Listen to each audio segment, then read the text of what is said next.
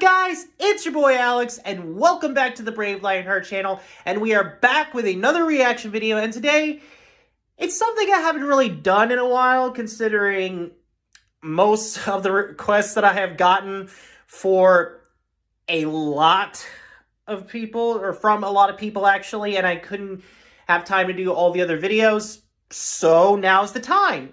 So, couldn't tell from the title of the video, yes, we are doing another fan war. Now, it's not the recent fan war that One Fish Mob is doing. I still believe he's, working on that fan war.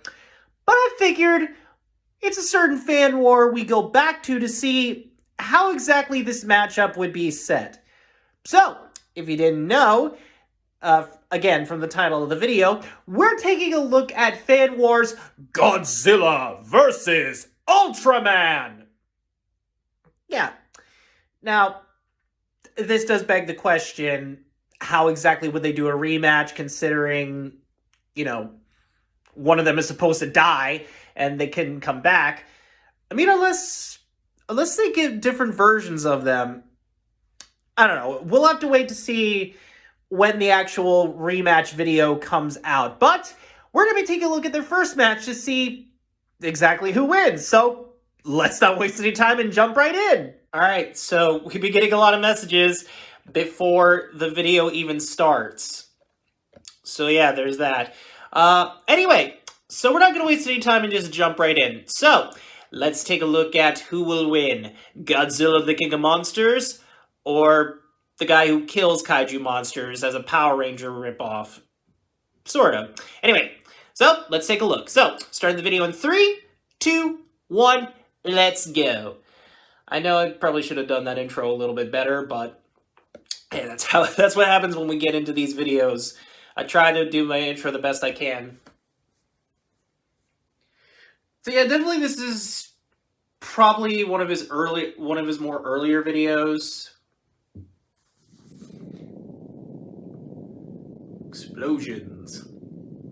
When the atomic bombs were dropped, a prehistoric creature from the depths of the ocean has awoken from it. Oh, sorry. The king of the monsters himself, Godzilla. Don't you guys hate that when when you have the feeling to sneeze and it just goes away? You want to get rid of it. The spines on his back but it's painful that way when it just shoots a burn up your nose. Ugh. Or tripping up his opponents. Also, sorry if I sound like this, very stuffed up today because it's been cold again the past few days. Actually, try the past 3 days. Count today as it being 4 now. This power is strong enough to destroy a man-made black hole and is accurate enough to hit a meteor from outer space, and its power level can be amped up. It can shoot fireballs and use its atomic breath to fly. It's also intelligent, learning of its opponent's strategy and strengths over time. Godzilla is very durable. Yeah, I'm getting ready for his trademark atomic breath. How did he survive that? Because in his blood he has a special cell called Regenerator G1. This allows Godzilla to heal from pretty much anything. Godzilla's main weaknesses are any form of electricity. Dr. Shirogami's anti-nuclear energy bacteria. A second brain on his spine that, if destroyed, can kill him. The derpy Muppet face of Godzilla. Oh, crap. That is hilarious yet creepy at sometimes. But is eventually destroyed by him. And if he absorbs too much radiation, he goes into a world-ending meltdown. Godzilla can also be defeated by depleting his supply of nuclear energy. Mainly, this is accomplished by fighting him for a very long time and hitting him with a buttload of firepower. When his energy runs out, he loses consciousness. It would seem he can remain in this state indefinitely, and all it takes is a bit of radioactivity to recharge its power. But Godzilla has proven us one thing. He is the king of the monsters. Yeah, I think it's safe to say that we can see where the early starts of One Fish Mob's channel went. Honestly, he kind of had the same shaky voice that I had when I did my old YouTube channel, back when I used to do the old way I used to do reaction videos, which was not the best, I'm going to admit. It's my first time doing a YouTube channel, so there was that. But I'm actually glad to see, like, how far he's come as a content creator. Because it shows, like, how much better you can be if you keep doing this. And, you know, he's become a great content creator, and I love all of his videos for it. And I can't wait to see what he does in the future. Oh boy. I actually forgot about the earlier stages of Ultraman, where it was a human using the power of Ultraman to change into him and grow to enormous sizes to fight giant kaiju monsters. Was originally very simplistic, mainly punches, kicks, and the occasional throw. But as time went on, more techniques were added to his roster. His background as a martial artist was put to use in fights. Several of Ultraman's attacks are made of techniques from judo, such as the attack ray. He even has his own set of fighting moves. Ultra headbutting, ultra chop, ultra punch, too bad it's not Falcon punch, ultra kick, dive kick, rotate neck tighten, ultra swing, dropped rock, flying mare, monkey flip, neck hanging, headlock, and extraordinary jumping. He also has a large arsenal of destructive power, like the Specium Ray. With this, he can fire a powerful... And that's usually the move he uses to finish off the giant kaiju monsters. Just his little arm thing of energy. I didn't watch much of Ultraman, so I don't know what that thing is called. Green energy rings that hits the foe. But when Ultraman crosses his arms and clenches his fist, the foe explodes. With Ultra Slash, Ultraman can form a buzzsaw-like energy disc in his hand and toss it. So I'm guessing, like, buzzsaws, maybe? I have no idea. I absolutely have no idea what you could call that. He fires them, they can home in a foe. What is this pose he's doing? Like, what is that? From his hand when he places his other hand above it. He can also have explosive. There's another weird pose he's doing. What is up with See, this is like Power Rangers when they do the weird poses, or like the Ginyu Force from Dragon Ball Z, where they do the weird fighting poses. 90-degree angle. Ultra Air Catch V2, also known as the Ultra Anti-Gravity Ray, a beam that can lift the opponent into he has the patented method of Superman eye lasers. Ultra discernment beams from Ultraman's eyes are used to remove the barrier of Baltnand and Ultra Rings. Ultraman can spin around so fast that he creates energy rings used to capture, slash, and snare foes. Ultraman can even fly. If only they knew that later on in the years to come, we would have gotten more and more Ultraman. Ultraman? Ultraman. That would be the correct plural for it. Color timer, which functions as its warning light. When he is losing his power or he is extremely weak, his color timer changes into a red vial.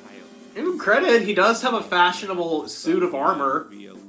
Or spandex with plastic armor. Where he is extremely hurt.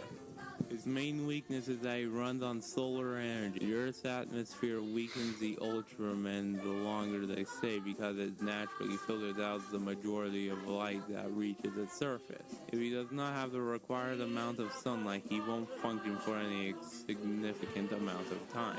But he is an experienced monster fighter, even killing a direct ripoff of Godzilla. Who is also having a problem with his bottom jaw at the moment.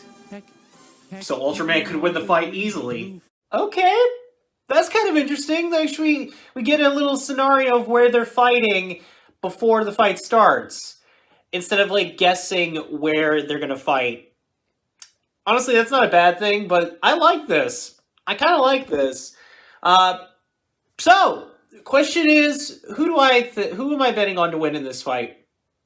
Well, I mean, definitely Godzilla, because we know he's taken on a lot of tougher enemies, and he may have been close to death a few times, but he's gotten back up and taken care of enemies. He even had help from other kaiju that he's defeated and somehow came back. Something like that. But anyway, I'm betting on Godzilla to win this fight, so let's see if I'm right about that. Again, could be wrong, and Ultraman could throw out an absolute stomping in this fight, but let's see. Alright, so they're fighting in a lake, so... Kinda looks like a lake from Legend of Zelda a little bit. Oh, there he is!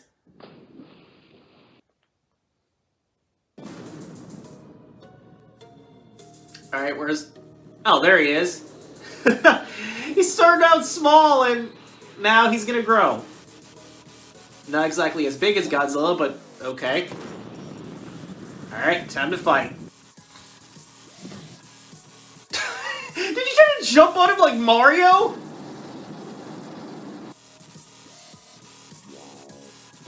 Oh! Oh! Okay, that probably would have left some marks on him at least. Uh-oh. The dreaded blue lasers. Oh, now it's just like DBZ.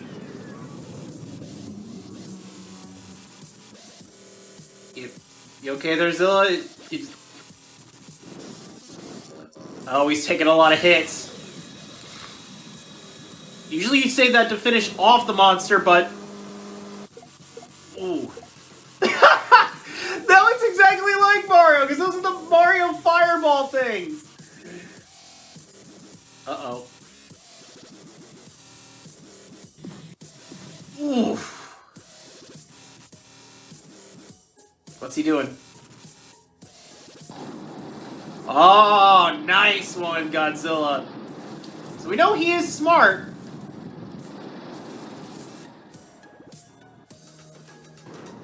Oh. And down on the ground. Ooh, step on his stomach, why don't you?